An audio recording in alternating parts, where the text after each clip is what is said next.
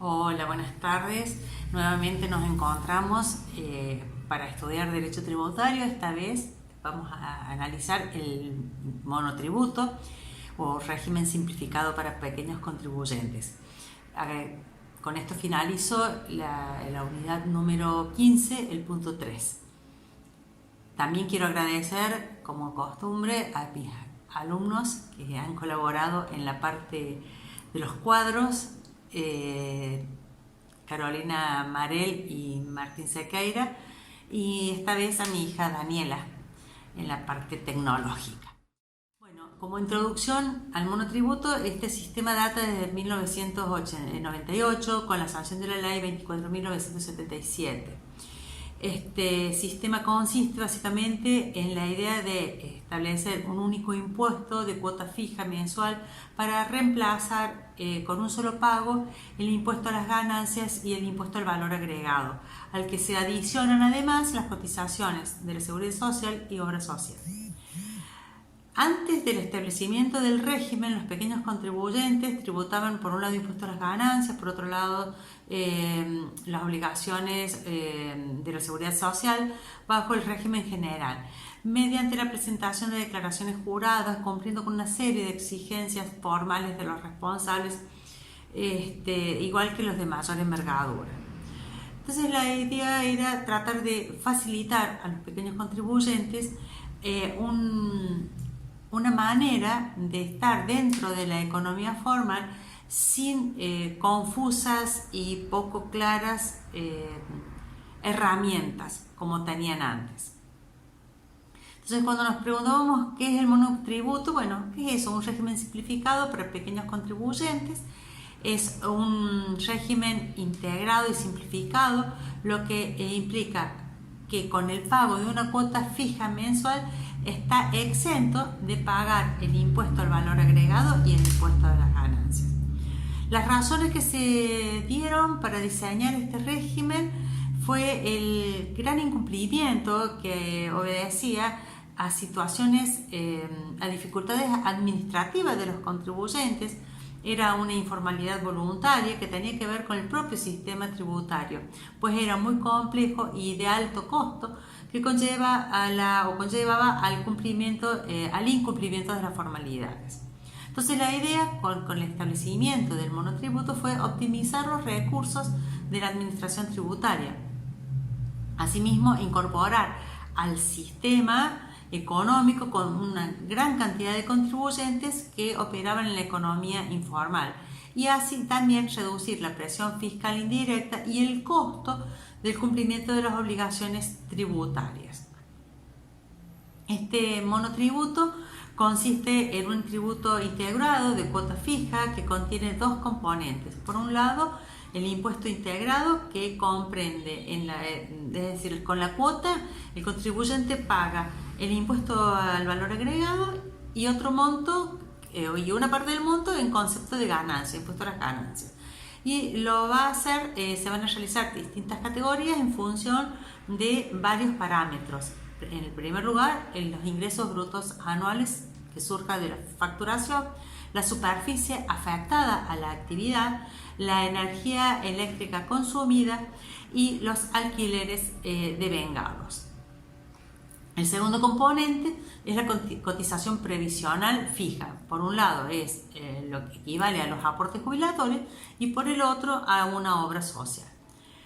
Las características para ser considerado pequeño contribuyente, bueno, al ser un elevado número de contribuyentes que aportan una parte muy pequeña de la recaudación. Generalmente el pequeño contribuyente posee un déficit organizacional, tienen tendencia a operar en la economía informal y es dificultoso imponerles obligaciones formales rigurosas. Cuentan con un escaso o nulo asesoramiento profesional en la liquidación de los tributos. Cuando hablamos de las características para ser considerado contribuyente, tenemos que tener en cuenta tres condiciones concurrentes. ¿Qué significa concurrente? Que si falta alguno queda desplazado del régimen simplificado. Entonces, una condición subjetiva, la definición de contribuyente para el régimen simplificado realiza una enumeración taxativa, que serán pequeños contribuyentes las personas humanas que realicen ventas de cosas muebles, obras, locaciones o prestaciones de servicios, incluida la actividad primaria. También los integrantes de las cooperativas de trabajo, las sucesiones indivisas en carácter de continuadoras del causante y las sociedades simples que no tengan más de 3 socios. Y por otra parte, una condición objetiva que apunta a los requisitos que debe cumplir para ser encuadrados dentro del régimen simplificado. La condición objetiva apunta a los requisitos que deben cumplir para poder ser encuadrados dentro del régimen simplificado. Los ingresos brutos anuales que deben ser iguales o menores a los establecidos en las categorías del artículo 8 de la ley, tanto en la categoría H para el caso de los locadores o prestadores de servicios y hasta en la categoría K para aquellos que su actividad está relacionada con la venta de cosas muebles. También se van a tener en consideración las magnitudes físicas de los últimos 12 meses. Esas magnitudes físicas que son la superficie, el consumo de energía eléctrica y la renta locativa. El precio unitario máximo que no debe superar en los bienes muebles hoy a 29.119 pesos, que no hayan importado cosas muebles en los últimos 12 meses y finalmente que no realicen más de 3 actividades simultáneas o hasta 3 unidades de explotación. Por ejemplo, que no realicen más de 3 actividades simultáneas. Supongamos que yo soy abogada, tengo un estudio jurídico, además soy corredor inmobiliario, tengo una inmobiliaria y por otra parte tengo un almacén. Bueno, yo puedo tener esas 3 cosas, pero si decido realizar una cuarta actividad, pues deberé pasar al régimen general. O bien dice hasta 3 unidades de explotación, en el caso de un taxista. Si una persona tiene 3 vehículos destinados al transporte de taximetrista, va a estar dentro del monotributo. Pero ya si tiene un cuarto, deberá pasar al régimen general. En cuanto a la categorización, para definir en qué categoría entra cada contribuyente, primero debemos especificar cuáles son los parámetros que deberá medir para encuadrar. Entonces, en primer lugar, hablamos de la superficie afectada a la actividad. En ese caso, hay una serie de ejemplos y considera a cada unidad de explotación destinada para su desarrollo, con excepción de la construida o descubierta en la que no se realice la misma. Vale decir, si yo tengo un estudio jurídico de 45 metros cuadrados, que es donde yo atiendo al público, a mis clientes, pero además cuenta con un patio muy grande de 100 metros cuadrados, a la hora de categorizarme solo voy a tener en cuenta el espacio cubierto destinado al público.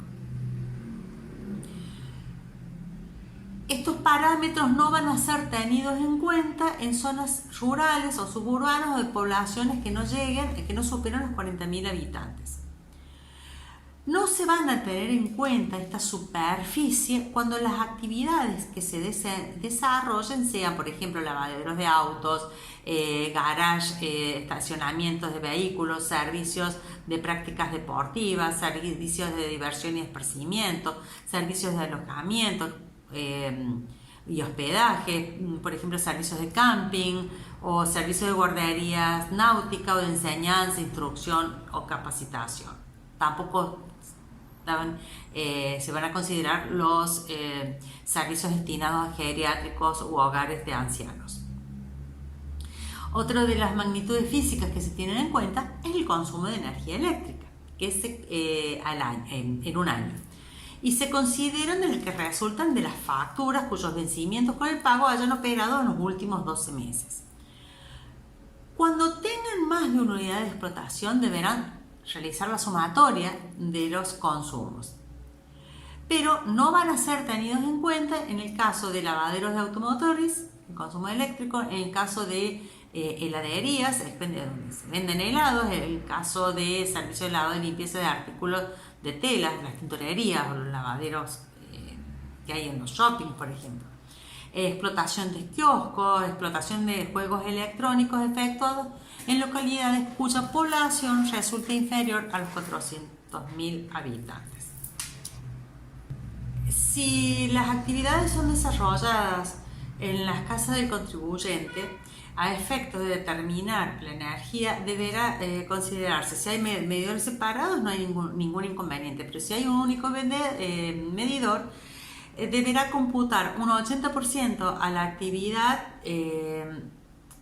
familiar y un 20% para la actividad que desarrolla el pequeño contribuyente, siempre que sean actividades de bajo consumo, por ejemplo, la prestación de servicios. Pero si es una actividad de alto consumo, lo que se va a tener en cuenta es el 90%, va a corresponder a la actividad para la cual se adhiere al régimen. También se va a tener en cuenta como magnitud los alquileres devengados. Vale decir, cuánto va a ser abonado en los últimos 12 meses en conceptos de rentas locativas. Finalmente, y los ingresos brutos, que es lo obtenido del producto de las ventas, las obras, las locaciones y las prestaciones de servicios. Hasta ahora hemos tratado cómo se maneja el monotributo, el contribuyente frente al monotributo, una vez iniciada la actividad, pero nos debemos preguntar en qué categoría debemos inscribirnos o debemos situarnos cuando recién estamos por dar comienzo a una actividad. Bueno, en ese caso el contribuyente que opte por el régimen simplificado se inscribirá en la categoría teniendo en cuenta, por un lado, la magnitud física de la superficie destinada a la actividad y por el otro lado, el precio unitario de sus operaciones. Pero si por algún motivo ello no pudiera ser posible, esta categorización se realizará mediante estimaciones razonables.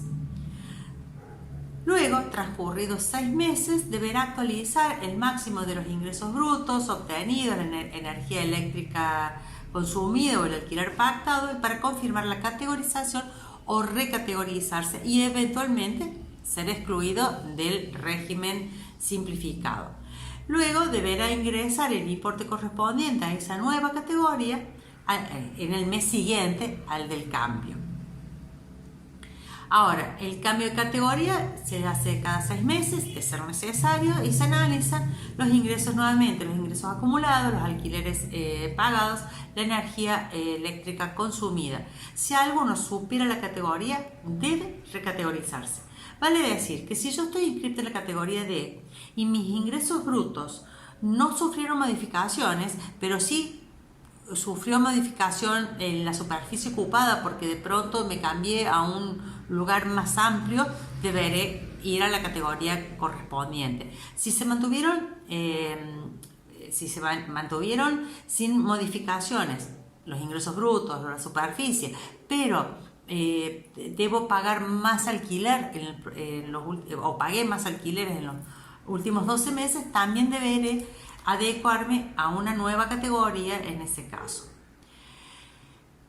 Este régimen simplificado es posible de ser renunciado por parte de los contribuyentes en cualquier momento. La renuncia se produce a partir del primer día hábil siguiente, del mes siguiente.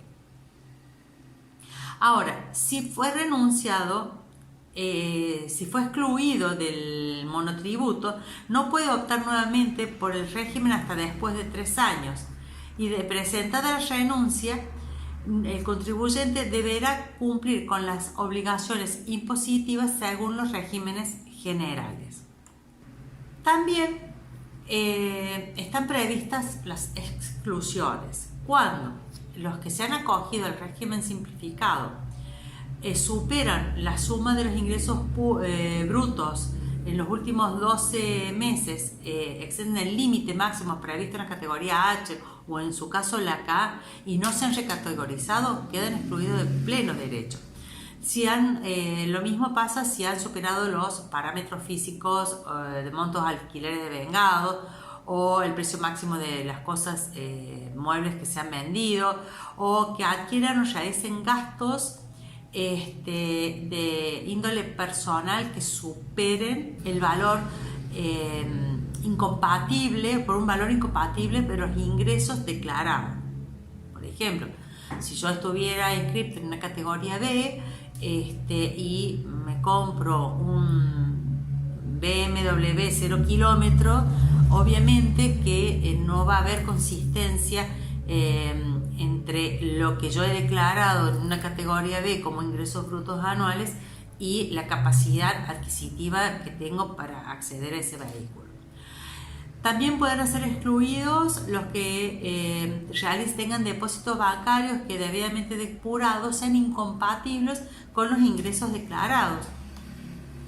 Un hecho concreto, una persona que era monotributista, categoría A o B, no recuerdo bien, y se dedicaba a la producción artística, y esta persona realizaba entre 6 y 8 viajes a Estados Unidos, a Miami, y obviamente todos los pasajes y todos los gastos que realizaba en sus viajes los hacía a través de tarjeta de crédito. Obviamente que hay una inconsistencia, y en cuanto en algún momento, si lo hubieran inspeccionado, iba a ser excluido del régimen. También van a ser excluidos los que hayan perdido su calidad o no cumplan con las condiciones del régimen, o hayan realizado importaciones, cosas que están prohibidas, o realicen más de 3 actividades o tengan más de 3 unidades de explotación, realizando locaciones o prestaciones de servicios. Se categoricen como que han realizado venta de cosas muebles, porque podría ser que yo esté en la categoría H, que necesite recategorizarme, ya no hay más categorías para las prestaciones de servicios. Entonces, en ese caso, debería pasar al régimen general. Bueno, de manera pícara, decido inscribirme en una categoría J y me descubren que yo estoy en una categoría que es exclusivamente para bienes muebles, venta de bienes muebles, y en realidad lo que hago son prestaciones de servicios. En ese caso voy a ser excluida. O que tenga operaciones, respaldos o documentos equivalentes de compra, locación o prestaciones aplicadas a la actividad incompatibles o inconsistentes con lo que he declarado. O que el importe de compras más gastos de la actividad efectuada durante los últimos 12 meses totalice un monto igual o superior al 80% de las ventas, o un monto superior al 40% en el caso de las locaciones o prestaciones de servicios de los ingresos brutos máximos establecidos para la categoría. Con esto hemos llegado al final de esta bolilla. Espero que haber sido clara para ustedes, y nos veremos próximamente en alguna otra clase virtual. Muchas gracias.